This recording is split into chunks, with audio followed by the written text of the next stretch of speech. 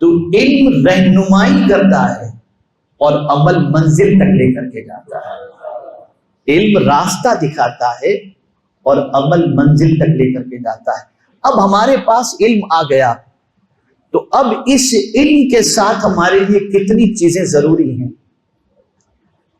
میں اس کو آج سمجھانے کی کوشش کروں گا، اور اگر میری بات سمجھ میں آ جائے تو شاید میں یہ سمجھوں گا کہ میں اپنے مقصد میں کامیاب ہو گیا۔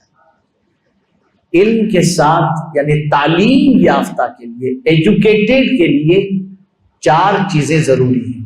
تو علم اپنے ساتھ 4 چیزیں چاہتا ہے۔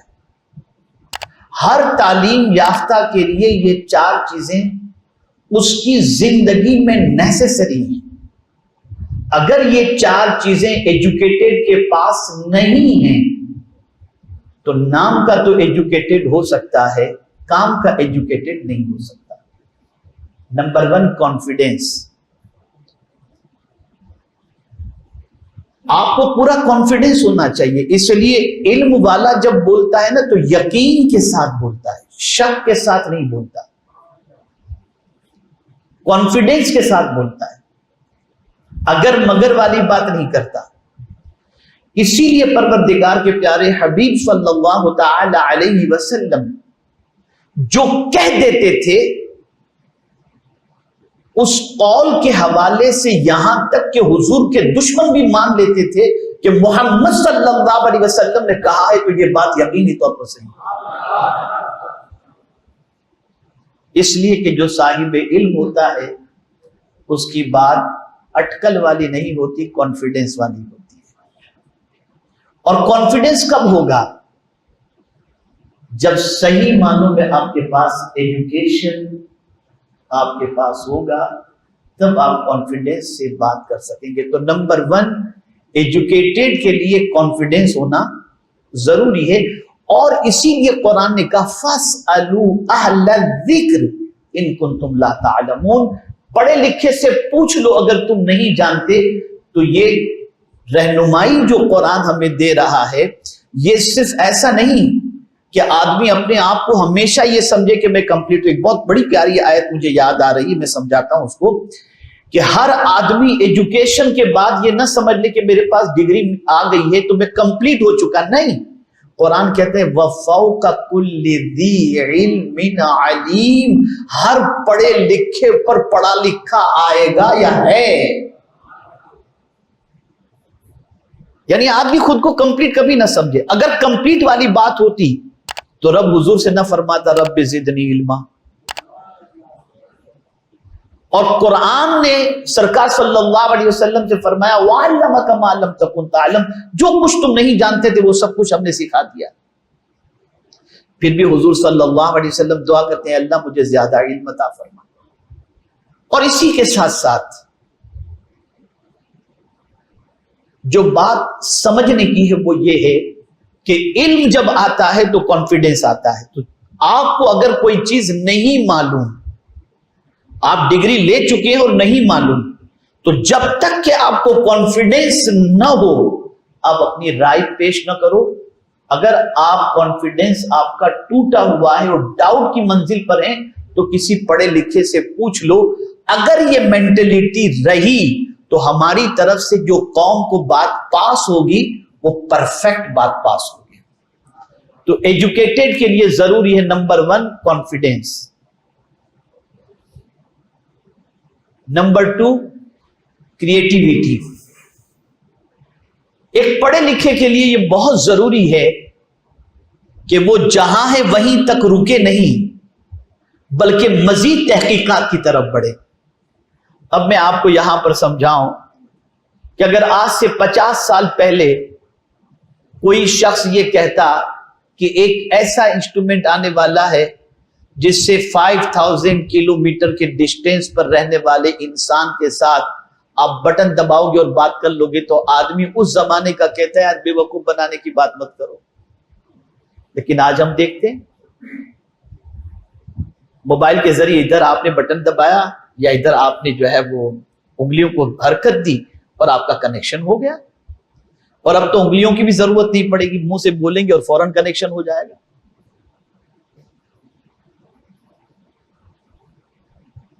تو سچویشن یہ ہے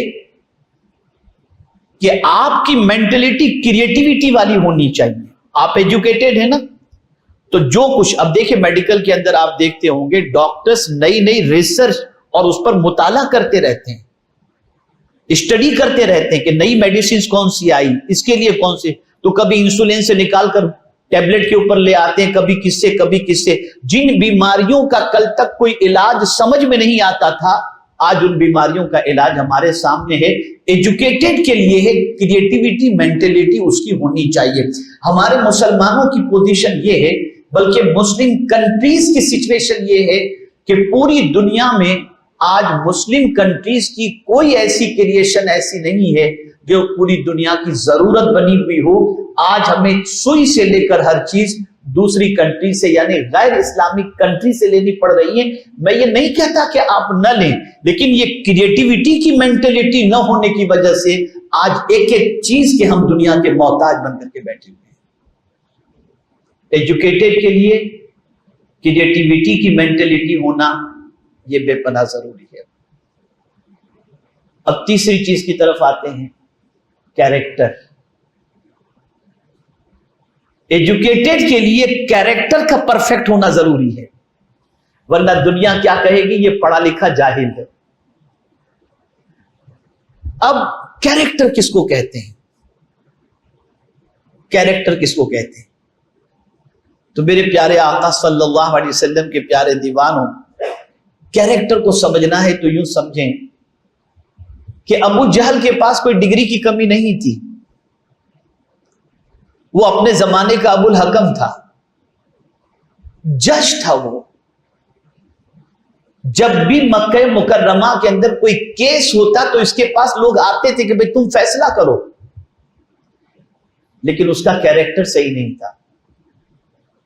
ایک مرتبہ ایسا ہوا, ایک بزنس مین کسی اور علاقے سے آیا اور آ کر کے مکہ مکرمہ میں اس نے سامان بیچا ابو جہل کو. اب ابو جہل کو سامان بیچنے کے بعد ابو جہل نے پرومس کیا کہ میں فلاں ٹائم تک تمہیں تمہارے مال کا پیسہ عطا کر دوں گا. پیریڈ گزر گئے, لیکن ابو جہل نے نہیں دیا. وہ شخص مکہ مکرمہ میں پہنچا, کوئی بھی اس کا پہچان والا نہیں تھا. اس نے سوچا کیا کروں, تو حرم شریف کے اندر الگ الگ گروپ بیٹھ کر کے باتیں کیا کرتے تھے. وہ ایک گروپ کے پاس پہنچا, حضور صلی اللہ علیہ وسلم ڈسٹینس پر تشریف فرما تھے, اور وہ جتنے گروپ والے بیٹھے تھے سب کے دل میں حضور صلی اللہ علیہ وسلم کے لیے نفرت تھی. سرکار کی دعوت کو وہ قبول نہیں کر رہے تھے. تو ایک گروپ کے پاس جب وہ گیا اور جانے کے بعد کہتا ہے ابو جہل میرے پیسے نہیں دے رہا. تو کسی نے مذاق سے کہا کہ دیکھو وہ جو محمد صلی اللہ علیہ وسلم نظر آ رہے ہیں نا, ان سے جا کر کے تم کو وہ تمہارے پیسے دلوا دیں گے. اب ان لوگوں نے تو مذاق میں کہا تھا. وہ پہنچا حضور صلی اللہ علیہ وسلم کے پاس. آقا کریم صلی اللہ تعالی علیہ وسلم نے فرمایا چل چلتے ہیں ابو جہل کے گھر پر. گئے حضور صلی اللہ علیہ وسلم اور ابو جہل کو بلایا گیا. ابو جہل آیا, سرکار نے فرمایا اس کے پیسے لوٹا دے, دے اس کے پیسے. وہ فوراً گیا, لا کر کے فوراً پیسے عطا کر دیا. پتا چلا پڑھا لکھا ہو کر کے پیسے دبا دینا یہ ایجوکیٹڈ کی علامت نہیں ہے. ایجوکیٹڈ وہ ہوتا ہے جس کا کیریکٹر بھی پرفیکٹ ہو. بٹ ٹو بی فرینکلی میں آپ کے سامنے عرض کرتا ہوں کہ آج میڈیکل کی فیلڈ کے اندر اگر اخلاقیات کی کا نالج نہیں ہے تو سوائے لوٹنے کی اور کوئی چیز نہیں. ٹو بی فرینکلی, سر درد ہے MRI کراؤ, اس لیے کہ وہاں کمیشن مل جائے گا. یہ سچویشن بن چکی ہے. تو یہ بات ذہن کے اندر رکھیں کہ کیریکٹر سب سے اہم ہے. اور میرا جملہ زندگی بھر یاد رکھیے گا, بڑی پتے کی بات میں عرض کرنے جا رہا ہوں. علم کی کمی کو اخلاق پوری کر سکتا ہے. علم کی کمی کو اخلاق پوری کر سکتا ہے, لیکن اخلاق کی کمی کو علم پورا نہیں کر سکتا.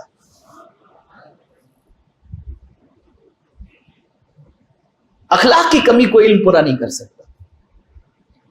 اسی لیے حضور صلی اللہ علیہ وسلم نے فرمایا کہ کل بروز قیامت مجھ سے قریب وہ ہوگا جس کا کیریکٹر اچھا ہوگا.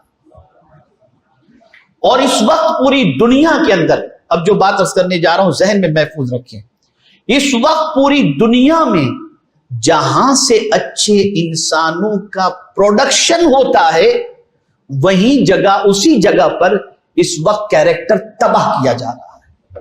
آپ کو سمجھاؤں، کالج میں دیکھ لیجئے، یونیورسٹی میں دیکھ لیجئے، بلکہ میں تو اکثر کہا کرتا ہوں بچہ ایس ایس سی پاس کرتا ہے اور کالج میں قدم رکھنے سے پہلے اپنے باپ سے کہتا ہے ابا مجھے 4-5 اچھے ڈریس دلا دیجئے نا. اب بھائی تمہیں کالج میں پڑھنے جانا ہے یا فیشن شو کے اندر جانا ہے؟ لیکن وہ ڈریس اس کے لیے مانگتا ہے کہ وہاں لڑکے بھی ہوں گے، لڑکیاں بھی ہوں گی،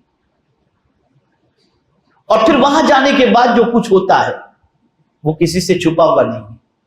تو جہاں سے انسان بن کر کے نکلنے چاہیے تھے وہاں جانے کے بعد کوئی بھی پیرنٹس اس وقت کالج اور یونیورسٹی اپنے بچوں کو بھیجتے وقت یعنی ٹینشن لیس نہیں ہوتا، فکر ہوتی ہے کہیں بچے میں سگریٹ کی عادت تو نہیں آ جائے گی، کہیں بچہ لڑکیوں کے ساتھ ٹائم تو پاس نہیں کرے گا. یہ مینٹلٹی بن چکی. کیریکٹر کتنا اہم ہے آپ سوچیے.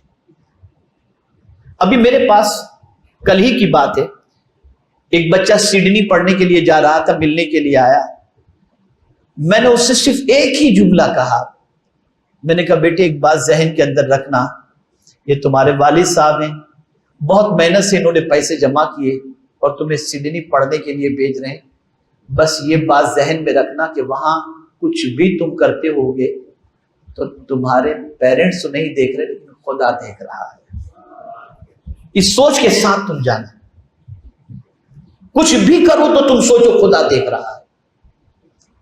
اور یہ بات یاد رکھیں کہ کیریکٹر کا پرفیکٹ ہونا آج کے دور کی بہت بڑی ضرورت ہے.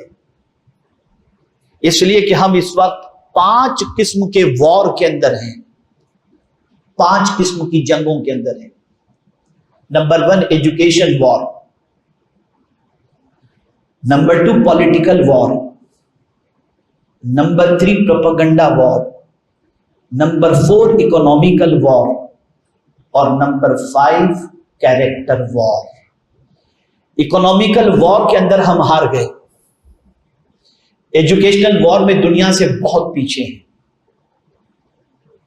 پروپیگنڈا وار میں ہمارے پاس اپنا کوئی چینل نہیں ہے، پالیٹکس میں ہم دور تک کہیں نہیں ہیں.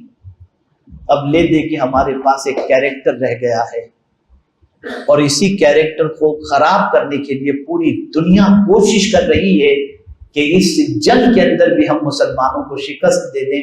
لیکن ابھی بھی کیریکٹر کے معاملے میں یہ کہنے میں حق بجانب ہوں کہ غیرت مند بھائی اپنی بہن کے سر سے دوپٹہ اتر جائے تو بے چین ہوتا ہے. یہ کیریکٹر آج بھی ہمارے معاشرے کے اندر زندہ ہے. تو کہیں سے بھی کیریکٹر خراب. اب دیکھیے میں آپ کو بتاؤں کہ ہمارے ساتھ ہمارے بچوں کے سلسلے میں ہم فکر مند رہتے ہیں کہ میرا بچہ، میری بیٹی، میرا بھائی، یہ فکر. لیکن جب تک کہ ہماری سوچ یہ نہیں بنے گی کہ ہماری قوم کا کوئی بھی بچہ یا بچی اس کا کیریکٹر خراب نہیں ہونا چاہیے، اس کو ہمیں بچانے کی بھرپور کوشش کرنی چاہیے. ورنہ نقصان کیا ہوگا میں آپ کو بتاؤں. ایک بزرگ تھے، حج کے لیے تشریف لے گئے اور طواف کے دوران ایک ہی دعا کرتے ہیں، اللہ میرے شہر والوں کو اچھا رکھ. صفا مروہ کی سعی میں اللہ میرے شہر والوں کو اچھا رکھ، مینا میں اللہ میرے شہر والوں کو اچھا رکھ، مزدلفہ میں اللہ میرے شہر والوں کو اچھا رکھ، عرفات کے میدان میں اللہ میرے شہر والوں کو اچھا رکھ. لوگوں نے پوچھا بابا یہ شہر والوں کے لیے اتنی دعا کرتے ہو، اپنے لیے کچھ نہیں مانگتے، گھر والوں کے لیے کچھ نہیں مانگتے؟ فرماتے بیٹا اسی میں تو فائدہ ہے اور اسی میں ساری دعا آ گئی. کہا حضور وہ کیسے؟ کہا میرے شہر کے سارے لوگ اچھے رہیں گے تو میری اولاد خود بخود اچھی رہے گی، اور میرے شہر کا اگر ایک بھی بگڑ گیا اور اس کی سنگت میں میرا بیٹا چلا گیا تو اس کے بگڑنے کے امکانات ہیں. جب تک کہ ہماری مینٹلٹی قوم کے ہر فرد کے لیے نہیں ہوگی ہم سکسیس نہیں ہو سکتے اور ہماری قوم بلندی کی شاہراہ پر گامزن نہیں ہو سکتی. تو کیریکٹر یہ بہت ضروری ہے. اور اس کے ساتھ ایجوکیٹڈ کے لیے چوتھی چیز جو ضروری ہے وہ ہے کنٹریبیوشن. جب تک کہ پڑھا لکھا اس چیز کی طرف توجہ نہ دے کہ میرا کنٹریبیوشن اپنی قوم کے لیے کیا ہے، اس وقت تک قوم کے اندر انقلاب پیدا نہیں ہو سکتا. اسی لیے کسی بزرگ کا قول ہے، ہر پڑھے لکھے کو چاہیے کہ اپنے علم کی زکوٰۃ دے، اور علم کی زکوٰۃ یہ ہے کہ عمل کرے اور دوسروں تک علم کو پہنچائے. یہ ہے علم کی زکوٰۃ. تو یہ چار چیزوں کو ذہن میں رکھنا ہے. Number 1 confidence, number 2 creativity, number 3 character, اور نمبر 4 کنٹریبیوشن. یہ چار چیزیں ایسی ہیں کہ ایجوکیٹڈ کی لائف کے اندر یہ چار چیزوں کا ہونا ضروری ہے.